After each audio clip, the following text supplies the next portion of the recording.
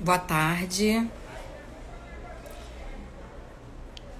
Estamos em mais uma live do Pérez e Barros.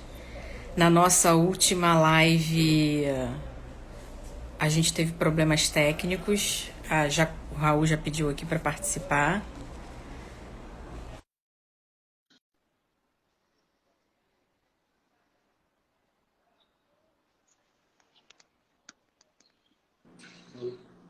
Olá, Raul. Bem? Tudo bem? Você está me Oi? ouvindo bem?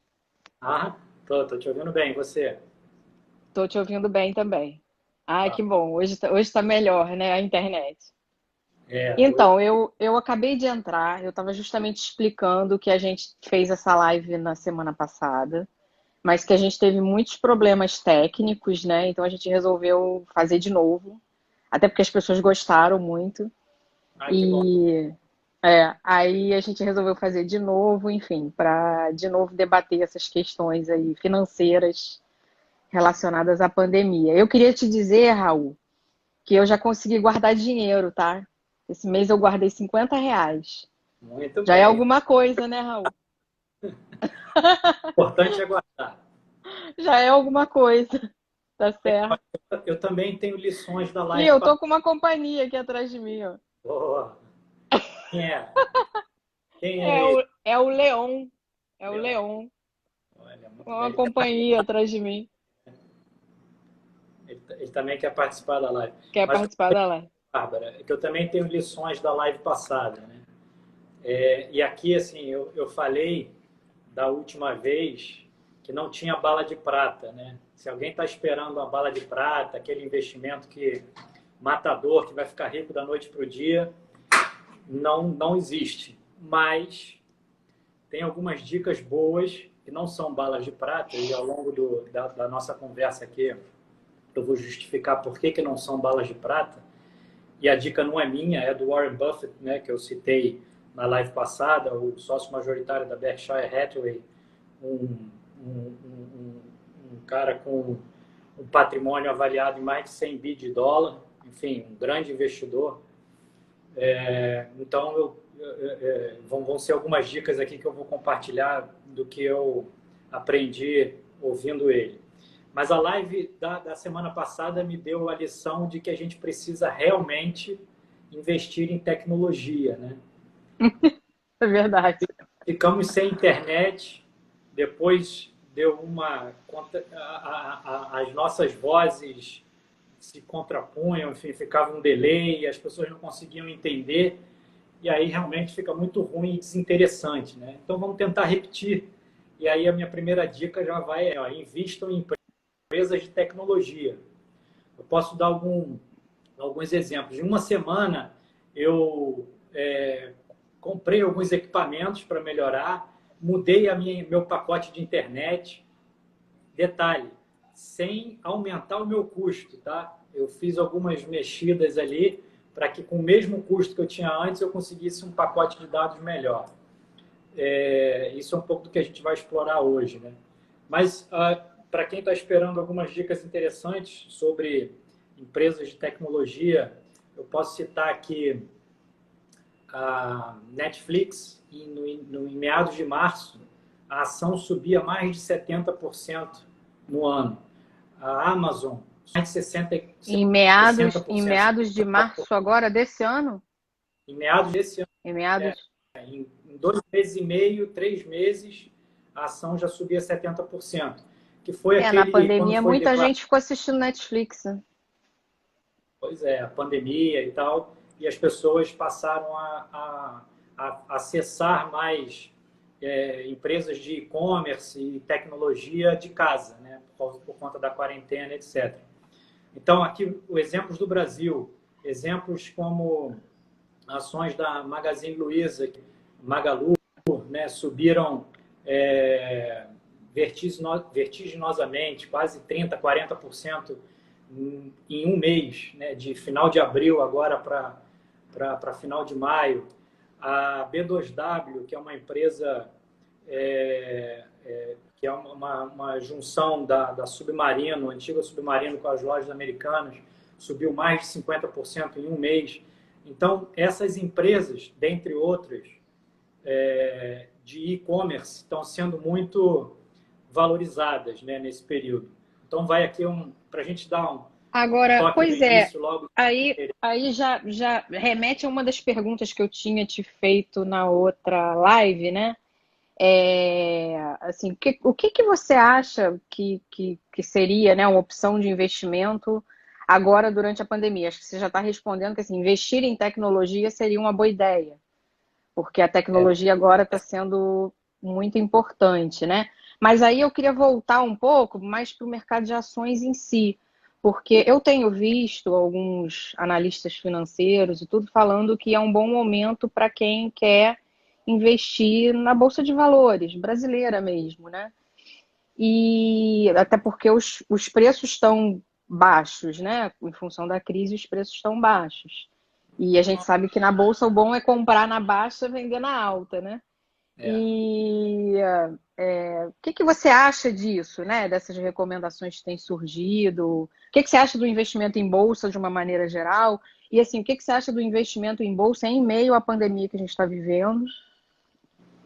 E se você acha que, na verdade, a bolsa não é uma boa opção, que na verdade teriam outras opções, porque a gente vê que o mercado de investimento em renda fixa, com a redução da taxa de juros, a rentabilidade está muito baixa, né? Então as pessoas têm buscado coisas diferentes. Sim, você tem toda a razão. Eu vou responder de duas formas, tá, distintas.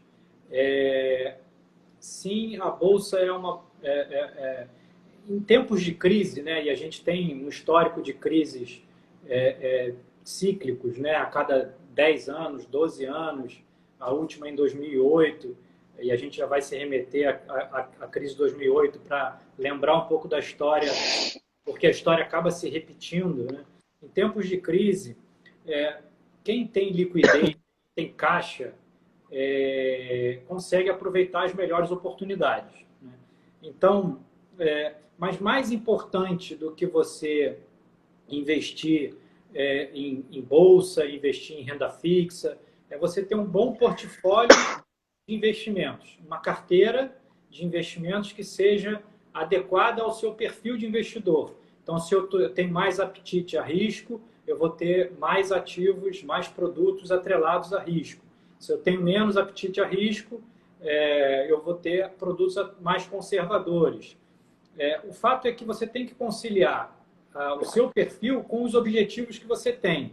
Então, o meu objetivo é me mudar, é trocar de carro, é casar, é ter filho. E aí você monta um plano, uma carteira de investimentos para atingir esses objetivos. Investir por investir, por si só, não acaba ficando sem fundamento, né? Tá bom, você ganhou 5%, você ganhou 10%, você ganhou 100% em um mês, e o que você vai fazer com aquilo? Então, antes de tomar uma decisão de que ativo investir ou que classe de ativo investir, é importante saber qual é o seu objetivo de curto, de médio e de longo prazo. E a segunda parte da resposta é uma coisa que a gente falou na live anterior e que eu acho que vale a pena ser falado, né, para as pessoas que nos acompanham. Eu não sou uma celebridade, longe disso, né? E muitas pessoas vão estar, mas Raul, você está dando dica, né? Quem é o Raul? Quem é você para dar dica? Por isso que eu trago as dicas do Warren Buffett junto comigo aqui para aqui no discurso. Mas, enfim, e para isso, Bárbara, como a gente falou na última reunião, assim, eu queria a sua permissão para poder contar um pouco da nossa história, né, do Raul, da Jobim e tal, e explicar como é que a gente nasceu, o porquê da gente nasceu, né? Pode claro, ser? claro. Então, vou me remeter ao... Para quem já assistiu, gente, desculpa, eu vou ser breve, tá? Mas para quem não assistiu é novidade. Eu vou me remeter ao final da década passada e o início dessa década, né? Quando a gente teve a crise de 2008, logo em seguida a crise, né? Você tinha aquele efeito tsunami nos mercados derrubou muito mercado, muitas empresas quebrando, e eu vou dar o mesmo exemplo que eu dei na outra live, quando o nosso, na época, presidente do Brasil, perguntado se a crise seria um tsunami, ele disse que aqui seria uma marolinha, né? E só para lembrar, assim, como é que estava o Brasil naquela época, a gente teve, em 2010, o país cresceu o PIB 7,5%, a gente tinha vindo de investimentos, tinha acabado de ser escolhido como a sede da Copa, então vinha muito investimento estrangeiro para o Brasil. A gente logo depois foi escolhido como, no início dessa década, né, no início, escolhido como a sede das Olimpíadas, que foi em 2016, mais dinheiro vindo para o Brasil, então todo aquele ambiente ajudou o Brasil a crescer aqueles 7,5% em 2010. E naquela época, assim, muita gente acabou se beneficiando desse crescimento, né? Dinheiro circulando, pessoas aumentando seu poder aquisitivo.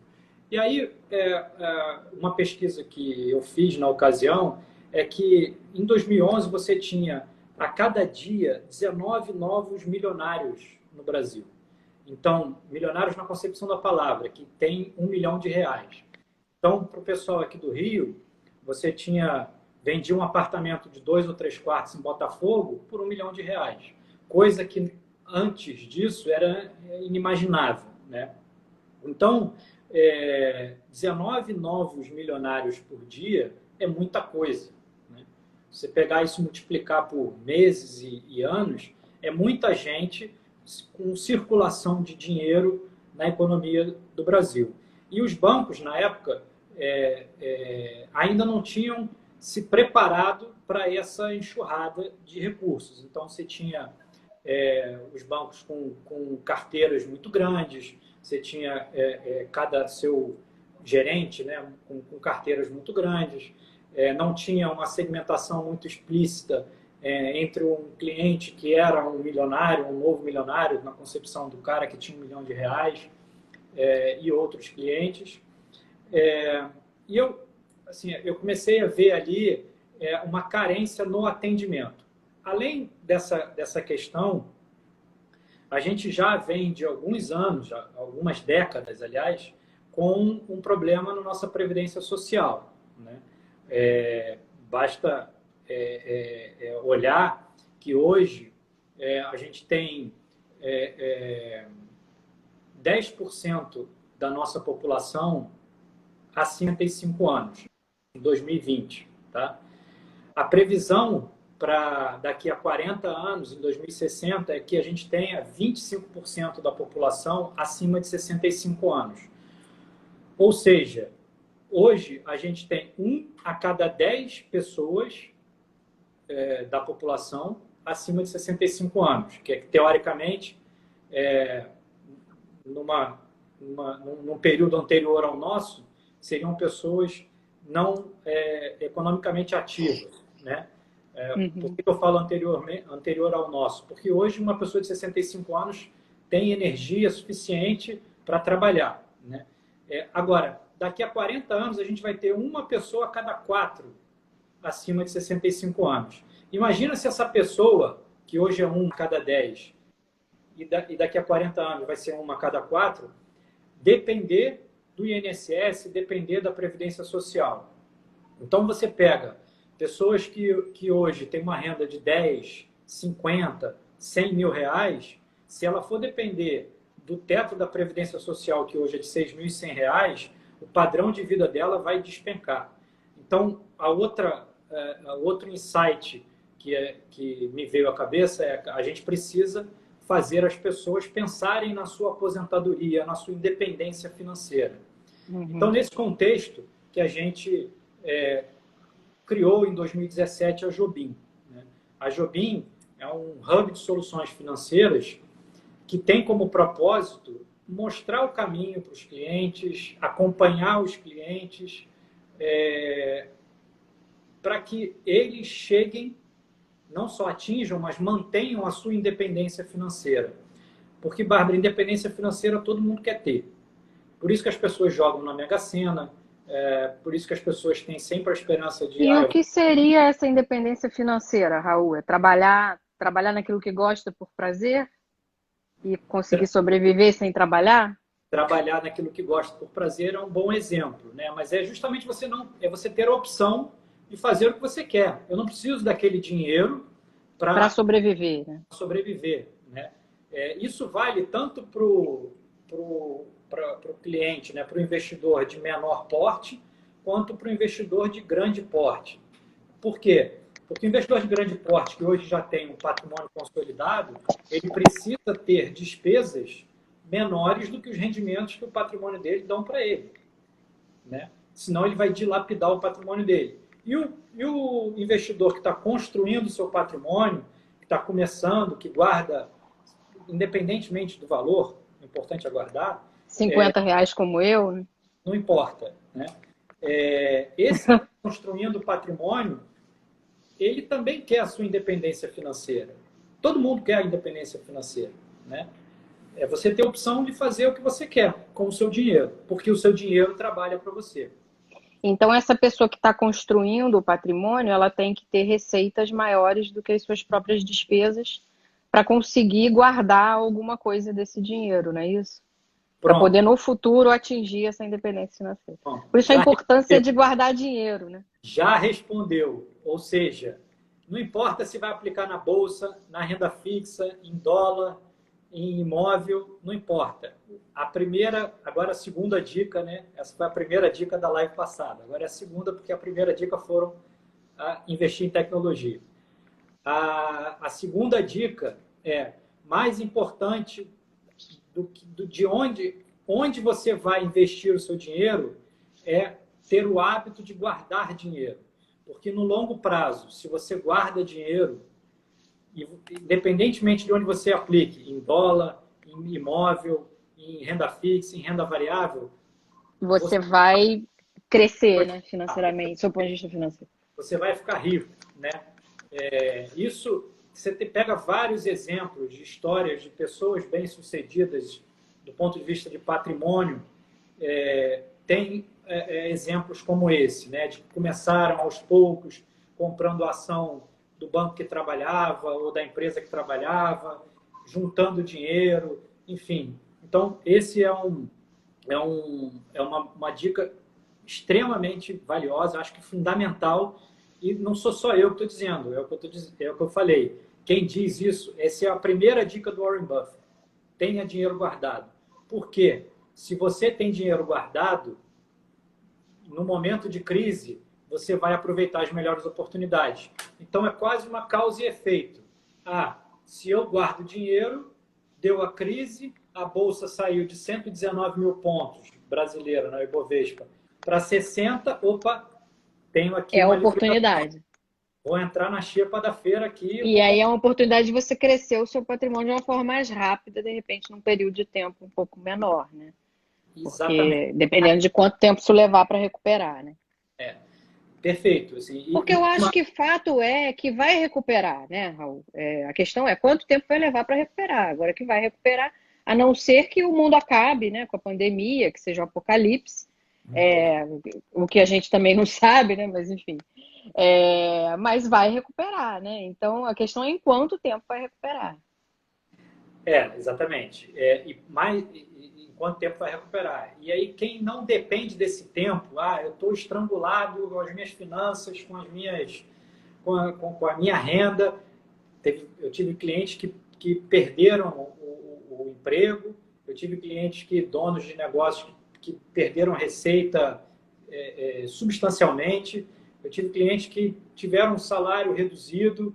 Então, quando você depende menos dessa renda ou desse rendimento, porque você tem as caixinhas programadas quais são os meus objetivos de curto prazo, quais são os meus objetivos de médio e de longo prazo, você tem isso separado, você consegue se precaver melhor e passar com menos sequelas nesses momentos de crise, né? Você não está tão estrangulado com a corda no pescoço. Por isso que guardar dinheiro é o mais importante. quem tem caixa, quem tem liquidez, vai aproveitar as melhores oportunidades. Entendi. Agora, é curioso porque isso é muito difícil para o ser humano, acho que de uma maneira. Acho que tem pessoas que têm mais facilidade, claro, de guardar dinheiro, mas algumas pessoas a gente vê que tem muita dificuldade, porque eu acho que é natural do ser humano, quando você passa a ganhar mais, você querer ter mais coisas também, né? E usufruir de mais coisas. Então, eu acho curioso como a gente cria necessidades. A gente falou isso também na live passada, né?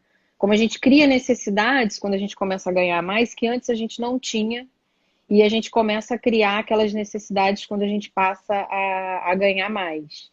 E isso é interessante também na pandemia, porque a pandemia traz esse outro lado também, né? Eu acho que a gente hoje está tendo um exemplo de que a gente não precisa, na verdade, de tanto para viver, né? Por Tá. exemplo, eu tenho muitas bolsas e sapatos aqui em casa que hoje realmente não me servem para nada. Agora, por exemplo, eu estou descalça, né? Sentada no meu sofá. Então, antes, quando eu vim para cá, eu estava de chinelo, havaianas, né? Então, é complicado isso, porque realmente faz pensar, né? A gente vê que a gente gasta muito com coisas que são absolutamente dispensáveis, né?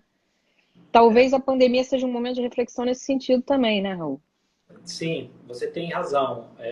Aí vale duas questões, né? De fato, uma dica que eu sempre dou para os meus clientes tem muito a ver com comportamento, como você falou, tá, Bárbara?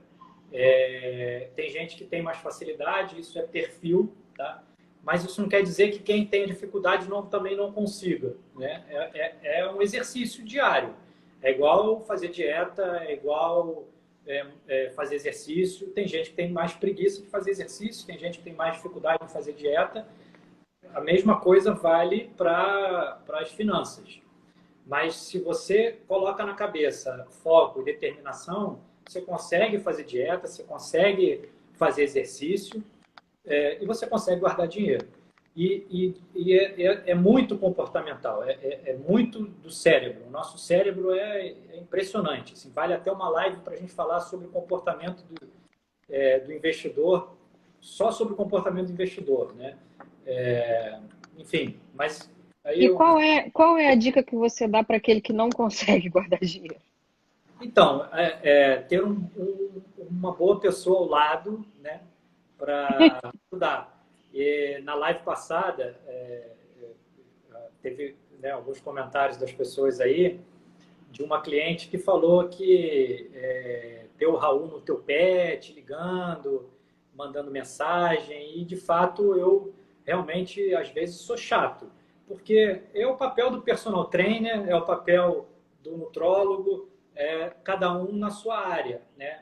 A gente tem esse papel de fazer isso pela pessoa, porque se você tem um objetivo, né, de ter a sua independência financeira, ou de morar fora do país, ou de montar um negócio, você precisa ter a disciplina, caso você não tenha os recursos necessários hoje, para chegar naquela circunstância, naquele objetivo. Achei muito interessante uma colocação do Bruno Cruz aqui. Bruno Cruz é um amigo muito querido, a gente trabalhou junto lá nas organizações do Globo. Hoje o Bruno é diretor na Gol Linhas Aéreas. E ele fez uma colocação aqui que eu achei muito boa. Ele falou o seguinte, que a fórmula deveria ser receita menos poupança igual a gastos mensais. E de fato, né, a gente faz ao contrário. A gente pega o que a gente ganha, tira o que a gente gasta e guarda o que sobra. É. Só que, na verdade, você tem que ter uma meta do que guardar e gastar o que sobrar, né? Se apertar para gastar o que sobrar, né? Então, aí tem algumas técnicas, né, para isso. Uma delas, tem uma frase que, assim, ela é um pouco cruel, depende muito das circunstâncias de cada um, né, das condições de cada um, mas diz, não importa quanto você ganha, e sim quanto você gasta. Isso é mais para o mindset, para você ter, né, colocar na cabeça que, cara, independente de quanto eu ganho, eu só posso gastar isso daqui. E aí é o padrão de vida, né? O famoso padrão de vida. Mas indo na dica do Bruno, legal, do que ele falou, tem uma técnica que coloque na sua cabeça quanto que você quer guardar e depois você vê quanto que você vai gastar. E não, como você disse, não aplique ou guarde o que sobra, mas guarde primeiro e viva com o que sobra, né? Então, Eu acabei de bota um decidir que plano eu ali. quero eu acabei de decidir que eu quero guardar R$ 1 milhão por mês. É, então, aí vamos lá. Felizmente, Claro que felizmente, você mas tem que ter tem que ter a realidade, né? a realidade de cada um. Ou para você guardar, ou você aumenta a sua receita, ou você reduz sua despesa. Então, o exercício que eu falo do funcional, né, do personal trainer, ou do nutrólogo, do nutricionista, é mais no controle da despesa, né? Como é que eu vou controlar aqui a minha despesa? Agora, você também tem, assim, eu vou gastar, mas em compensação eu vou ganhar mais. E aí vai outra dica do Warren Buffett. Tenha mais de uma fonte de renda, seja dos seus rendimentos, dos seus investimentos, do aluguel do seu imóvel que você aluga, seja do teu trabalho, enfim, crie outras fontes de renda para não depender de uma só. Essas dicas dele parecem fáceis, né? Mas são difíceis. É, Ó, hábito, é disciplina. é engraçado isso, porque assim, eu estudei um pouco de economia, né? Eu fiz até um MBA em finanças e isso é curioso, né? Assim, os recursos são sempre escassos, né? Então não adianta que mesmo a pessoa mais rica do mundo, pode ser que exista alguma coisa que ela queira comprar e não consegue, né?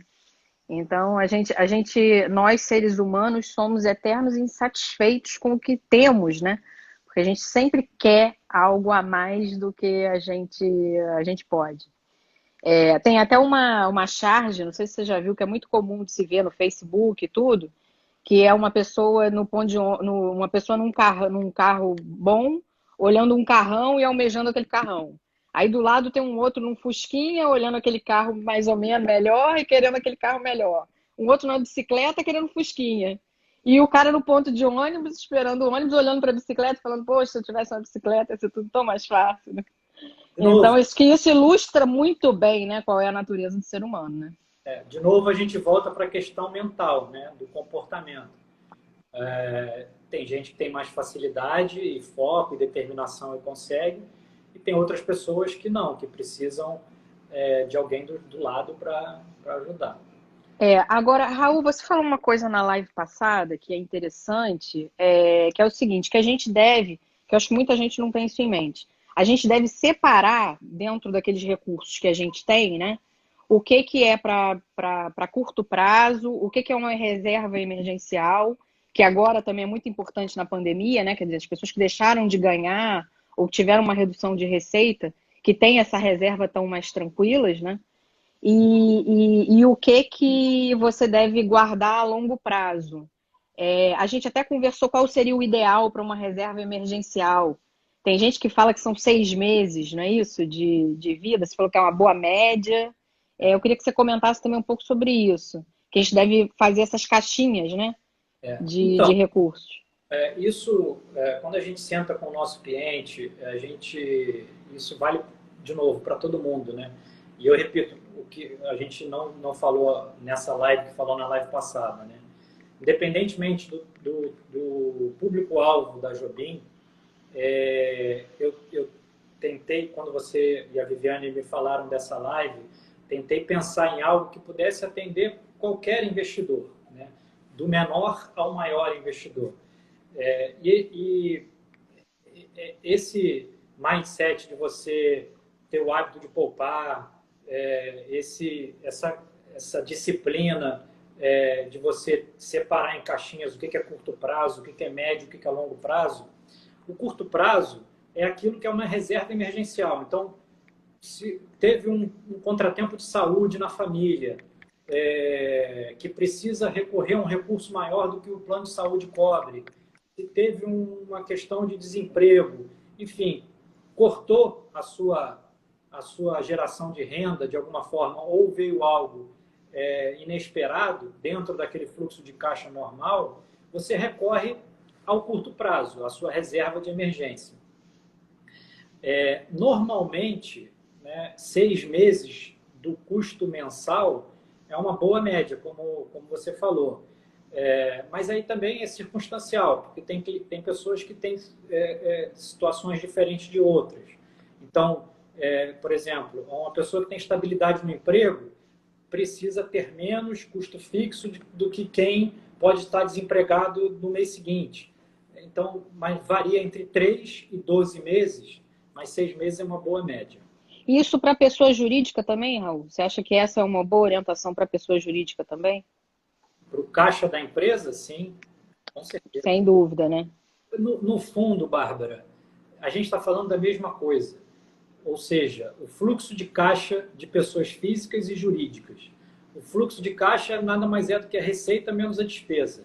Então, a receita menos a despesa do orçamento doméstico tem que ser superavitário, tem que ser lucrativo, tem que ser positivo, assim como o fluxo de caixa de uma empresa. Você tem que sempre ter uma provisão de despesas, né? Se vai mudar de escritório, tem que fazer uma obra emergencial, enfim, qualquer outra despesa extraordinária, você ter um fluxo, uma reserva de emergência para a empresa também. O Bruno até colocou lá, ó, que na opinião dele o ideal seria 2 anos, que essa reserva, né, esse seguro-desemprego, digamos assim, seja de 2 anos. Realmente, 2 anos é um tempo razoável até a pessoa se restabelecer profissionalmente, né? 24 meses, 2 anos, né? Em geral, a gente acha muito, mas, de novo, depende de caso a caso, né? Depende das circunstâncias. Depende muito da situação, né, da pessoa. Raul, a gente comentou também, e eu queria que você comentasse, acho importante, a questão dos seguros de vida. Existia cultura aqui no Brasil, né, e assim, era muito comum os seguros de vida no momento que aconteciam os sinistros, que eles criassem situações, empecilhos, enfim, e viessem com situações para não pagar efetivamente o seguro. A gente sabe que isso mudou um pouco, entraram algumas seguradoras novas nesse ramo aqui no Brasil, né? Queria que você comentasse um pouco sobre isso. Eu li recebi notícia que, a princípio, algumas grandes seguradoras não pagariam o sinistro de morte pela Covid-19. E aí, até por uma questão de marketing e com o cliente, as seguradoras voltaram atrás e decidiram pagar, mesmo existindo cláusulas contratuais que as desobrigavam a pagar, elas decidiram por pagar esses seguros. O que você acha dessa questão do seguro de vida? Qual a sua opinião com relação às seguradoras que estão atuando no Brasil de uma maneira geral? Seguro de vida é uma coisa necessária, a gente deve ter, a gente não deve ter. Queria que você comentasse um pouco sobre essa questão. E assim, a relevância do seguro no momento desse, que a gente está buscando sempre fazer a nossa live voltada para a pandemia, né? Quer dizer, qual a relevância de você ter um seguro de vida num momento desse? Acho que é grande, né? Sim, bastante. Bom, seguro de vida, a gente aqui no Brasil, a gente criou uma ojeriza com seguro de vida, né? Muito por conta do produto ser mal oferecido ou mal vendido, ou o produto ser, historicamente, de menor qualidade, né? Mas hoje em dia a gente já tem no Brasil muitas seguradoras com bons produtos, né? Bom, aqui, só para fazer os créditos aqui, a nossa responsável pela área de seguros, Silvia Beruti, que me ajudou, né, nessa pesquisa aí das seguradoras em época de Covid. Eu costumo dizer que a gente tem a síndrome do super-herói. A gente nunca acha que a gente vai precisar de um seguro, seja, né, um seguro de vida ou um seguro para ser pago em vida, que é diferente de um seguro onde, quando você falece, você transmite para os herdeiros. Existem vários tipos de seguros, de invalidez, doenças graves, temporários, né, que são importantes, né, até para suprir o fluxo de caixa de um cliente que é profissional liberal, um investidor que é profissional liberal e que tem um acidente, que precisa recorrer a um seguro porque sua renda diminuiu, é importante ele ter. Agora, o que eu digo com a síndrome do super-herói é que a gente sempre acha que as coisas só vão acontecer com o vizinho, né? Só que a gente esquece que a gente também é vizinho de alguém. Então, isso também, o raio pode cair na nossa cabeça, infelizmente. Então, seguro de vida é importante cada um ter o seu, né? Todo mundo ter, cada um ter o seu. A experiência que a gente teve durante a pandemia, o que a gente está tendo durante a pandemia, é que as seguradoras, seja por cláusula contratual, seja por marketing, elas estão pagando os sinistros, né, as indenizações. De fato, existe uma cláusula contratual, e aí vocês entendem muito melhor do que eu, é o método de vocês, né, é a área de vocês, que exclui cobertura de pandemia e epidemia. Mas o que a gente tem de experiência com as seguradoras com as quais a gente trabalha, e aí principalmente as seguradoras não bancárias, elas têm honrado com as indenizações. Eu também ouvi falar sobre isso. Na verdade, eu ouvi uma primeira seguradora e aí depois as outras foram no rastro, né? A única coisa que as seguradoras exigem nesse momento, para a questão da Covid-19, é que ao se contratar um seguro novo, você tenha uma carência de 90 dias para indenização, que aí é para proteger a seguradora. Isso é normal, né, para qualquer doença pré-existente e ainda mais agora para a questão da pandemia. Tem uma pessoa até falando que a epidemia é excludente, pandemia por consequência. Eu acho que nem todas as seguradoras têm a epidemia como excludente. A gente tem que ver o contrato, os termos de cada uma, né? Mas é claro que se a epidemia for excludente, a pandemia também seria. Só que o que aconteceu e que eu achei interessante é que as seguradoras, mesmo tendo essa cláusula, decidiram por pagar. E eu confesso que eu acho uma atitude bem inteligente dessas seguradoras, porque se você analisar friamente, o custo delas com pessoas que faleceram de Covid-19 não vai ser tão alto se você considerar o marketing que elas fizeram pagando essas indenizações, né? Então, eu acho que foi uma decisão bem inteligente dessas seguradoras, de pagar apesar de existir a cláusula. Agora, por que seguro de vida é importante, né? E aí, seja pensando na sucessão familiar, né? Ou seja, pensando em si próprio.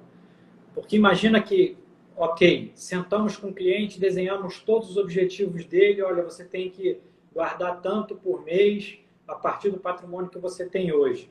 Daqui a 10 anos, 15 anos, 20 anos, você vai chegar na sua independência financeira. E aí acontece alguma coisa no 10º ano que você perde a sua capacidade de gerar renda. Algo que seja reversível ou definitivo, né? Temporário. Se você não tem algum produto como um seguro de vida, como uma previdência não se aplica nesse caso, mas como um seguro de vida que suporte essa ausência durante esse período de tempo da renda para chegar no objetivo, você vai interromper o seu objetivo da independência financeira. Não sei se eu me fiz claro. Sim, né? Por isso que o seguro de vida é importante. E esse objetivo pode ser individual. Eu, Raul, quero chegar aos meus 60 anos e ter a opção de não trabalhar mais, de viver dos meus rendimentos, do meu patrimônio. Mas eu, Raul, também quero que na minha ausência, a minha família ela continue com esse padrão de vida. Então, se algo acontece no meio do caminho, você dá essa condição, através de um seguro de vida, de concluir os objetivos da independência financeira para os seus familiares. E tem também essas coberturas em vida, que você até comentou, né, Raul? De doenças graves, de Outro dia até eu conheci um seguro que é o DIT, que é um seguro de Isso. acidente, né? Que se você se acidenta ou se você tem alguma coisa que você tenha algum problema que você não possa trabalhar, que ele complementaria ou reporia essa É, renda que você... Eu achei interessante, eu vivi isso há um tempo atrás, porque quem me conhece sabe, eu quebrei o pé e tive com o pé... Graças a Deus o advogado trabalha, graças a Deus ou não, né? O advogado trabalha de qualquer lugar. Então eu tive com o pé quebrado, eu trabalhava de casa, mas enfim, dificultou muito a minha vida. Foi uma época muito difícil. Se eu tivesse um seguro desse, teria sido bem interessante. a da Cal Paula aqui está dando vários insights aqui sobre seguros, muito legal. É da Cal Paula, não sei se é assim que se pronuncia, mas está falando que o mercado mudou para melhor, até a cirurgia hoje em É, dia, bem legal. é. Agora, Raul, então, quer dizer, o seguro você acha que é uma coisa que a pessoa deve se preocupar em... A gente, é curioso essa questão do seguro, porque a gente faz muito planejamento sucessório no escritório, né? E a gente vê algumas situações, não é raro, a gente vê situações de pessoas que herdam patrimônios grandes, né, de valores altos, mas que muitas vezes não têm os recursos necessários, não têm liquidez, né, dos recursos para poder fazer a própria partilha dos bens, o próprio processo de inventário, pagar os tributos, porque na partilha incide o ITCMD, que é um tributo estadual, né, imposto de transmissão. Então, a gente normalmente recomenda isso para os nossos clientes que tenham o seguro de vida, até para que os familiares tenham esses recursos de forma mais rápida para poder resolver essa questão burocrática da partilha em si. A gente recomenda o seguro como escritório de advocacia nesse sentido, né, dele ser um financiador da própria partilha. Então, Bárbara, aí vale o reforço da nossa parceria, né, da Jobim com a Pérez e Barros, porque como a gente lida com o patrimônio das pessoas e a gente tem a preocupação desse patrimônio ser repassado ou transmitido para gerações seguintes, né, a gente não está lidando com o patrimônio de uma só pessoa, a gente está lidando com o patrimônio de uma família.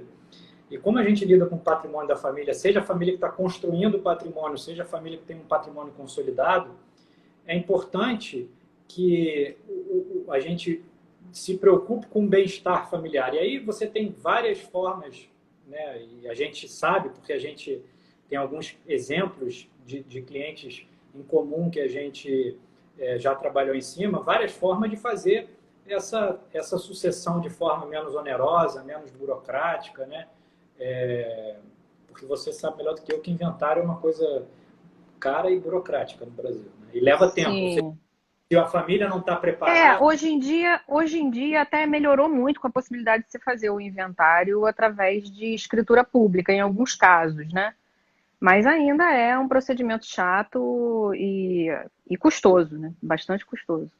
e você pode quebrar uma família financeiramente, né? Se a família depende daquele provedor financeiro e não tem liquidez e não tem e aí o seguro de vida se transforma em liquidez nesse momento, se você não tem reservas que saiam do inventário, a própria previdência privada ou outras alternativas que a gente discute né, com os nossos clientes, você pode quebrar financeiramente uma família. E aí Sem dúvida. padrão de vida que era aqui em cima vai lá para baixo. Agora, Raul, aí puxando a sardinha um pouco para o meu lado de tributarista, né? Outro aspecto importante que as pessoas às vezes não atentam é esse aspecto tributário, porque você tem diferentes formas de tributação das diferentes formas de investimento, né?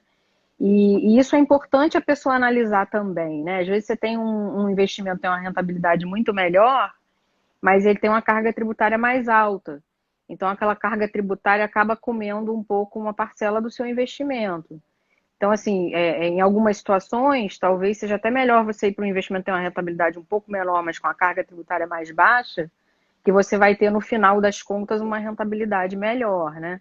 É claro que isso a gente pensando em grandes investidores, Mas eu acho que para o pequeno investidor também. Por exemplo, eu acho que se a gente compara poupança, rendimento de poupança, com o CDB, talvez para quem tem a isenção da poupança, esteja no limite de isenção da poupança, seja melhor ficar na poupança. Porque o CDB vai ter a tributação, né? Então, assim, isso são coisas pequenas que eu acho que também fazem a diferença, né? Que a pessoa deve se atentar para isso. E tem muita gente que não atenta para isso. Não, tem muita gente que não. Até por isso a nossa parceria, né, Raul? É, A gente tentar melhorar, né, essa parte tributária também. Então, sim, tem muita gente que não atenta, e é importante a gente sempre fazer essa conta, né? O CDB paga mais que a poupança ou paga menos que a poupança? Lembrando que a regra de poupança hoje, ela, para quem investe em poupança desde 2012, que a regra mudou em 2012, ela paga 70% da taxa Selic, né, da taxa básica de juros. Então, se você aplicar hoje na poupança, você vai ter, numa Selic a 3%, você vai ter 2,10% ao ano. É muito pouco, né? Para quem está acostumado com Selic de 12, 15, é muito pouco. Então, agora, mais importante do que dizer que a poupança paga 2 e que a Selic paga 3, eu volto na questão de você ter uma carteira de investimentos bem diversificada. Para cada perfil, uma distribuição da carteira com um percentual adequado para cada cliente nas suas classes de ativos. E aí, por que eu estou dizendo isso? Eu vou trazer alguns exemplos recentes. Em março, a Bolsa, você perguntou, a Bolsa é um bom investimento? A Bolsa é um ótimo investimento, desde que caiba dentro da sugestão de alocação daquele cliente, né? Você não vai ter um cliente conservador que precisa do dinheiro no curto prazo, em 6 meses, um ano, e você vai botar 80% do patrimônio dele em bolsa, 50% do patrimônio dele, quiçá 30%, é muita coisa, né? Mas aí também tem outros fatores, depende da idade do cliente, depende da perspectiva de renda, depende de uma série de fatores. Agora, quando a gente monta uma carteira, né, para o cliente, tem que estar adequado. E aí é o exemplo que eu ia dar.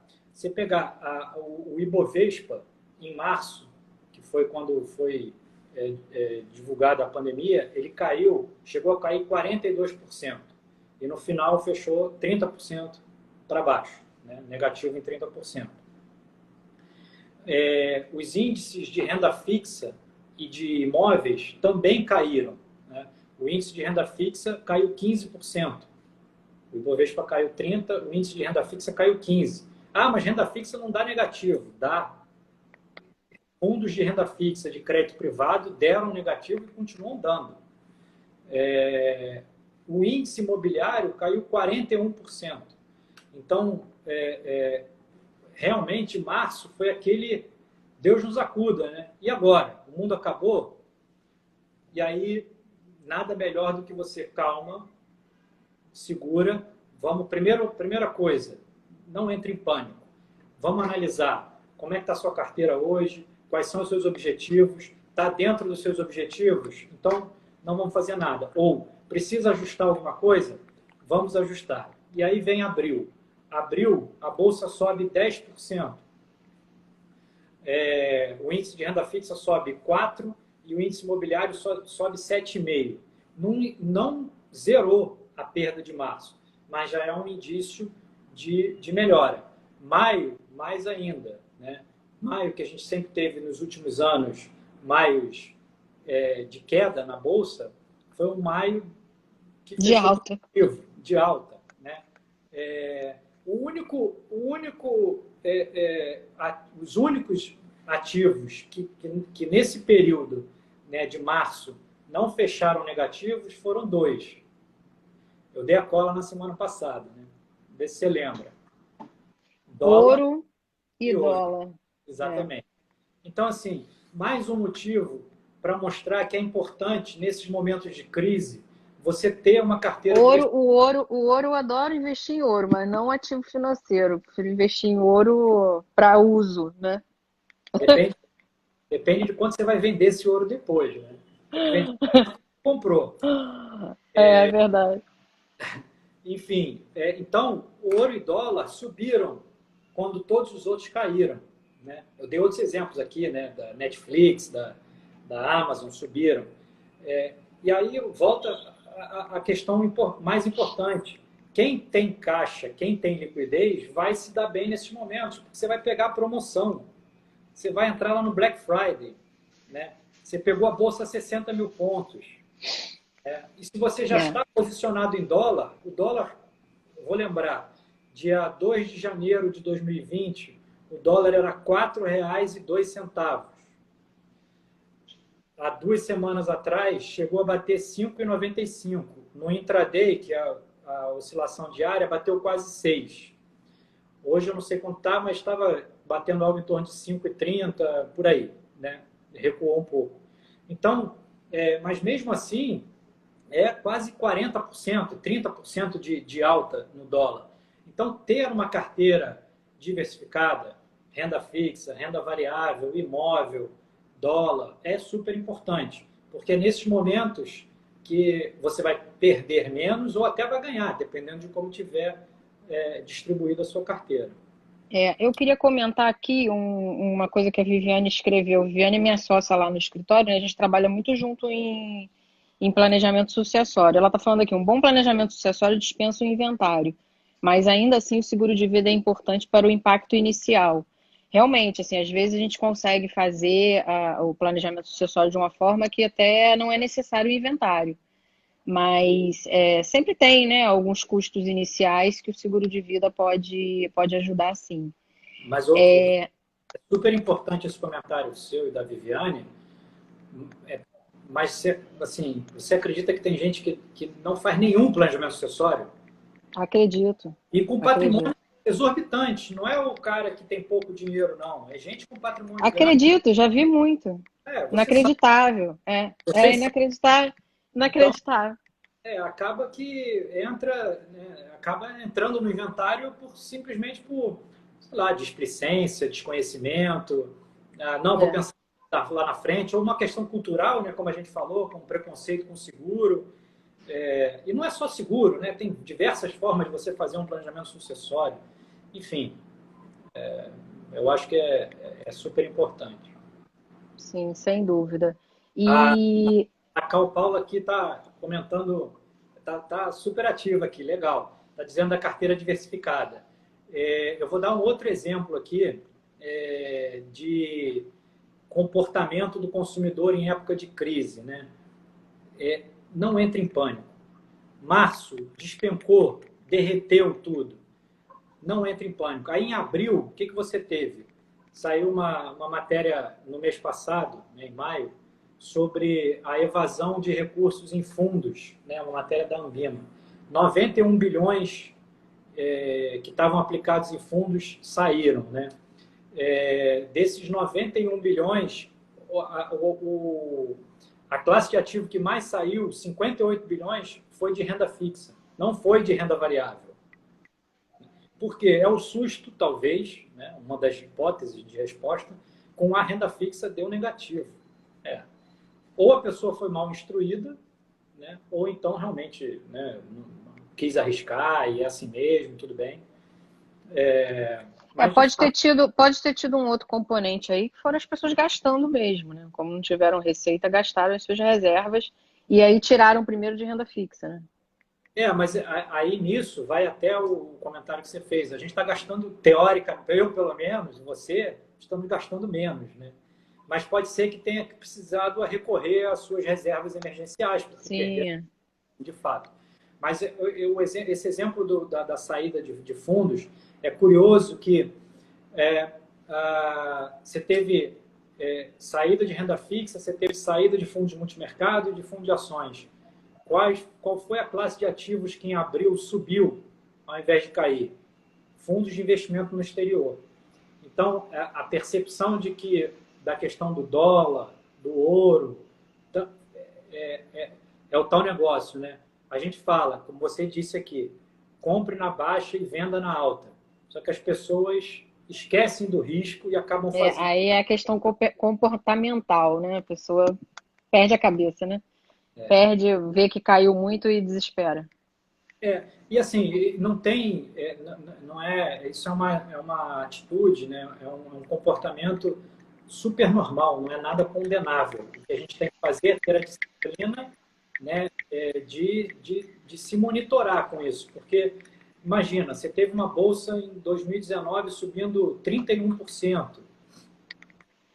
Quem é que você tem toda uma perspectiva de cenário de que a economia vai crescer, de que vão voltar os investidores estrangeiros e a bolsa vai subir e tal. E aí o cliente vai, né, a gente se posiciona para isso. E aí vem uma pandemia e derruba os mercados. Então, Raul, oi. desculpa. Não, eu só ia atentar pro horário, porque daqui a pouco a gente vai ter que finalizar, senão vai cair. Eu quero gravar para a gente salvar lá no YouTube. Então, essa de investimentos, o importante é você ter uma boa carteira diversificada, ter bem distribuída. A gente sempre ouve, né, que assim, regra número um para o investidor: nunca coloque todos os ovos na mesma cesta, porque se a cesta cair, todos os ovos vão se quebrar. Então é melhor ter, né, cada um uma cestinha diferente, porque isso é uma coisa que eu tenho para mim, bem, bem guardado. E acho que realmente é uma boa orientação, né? Eu queria te finalizar com uma pergunta. Eu tenho uma estagiária no escritório que ela recebeu um dinheiro de FGTS que ela tinha e ela recebeu há pouco tempo.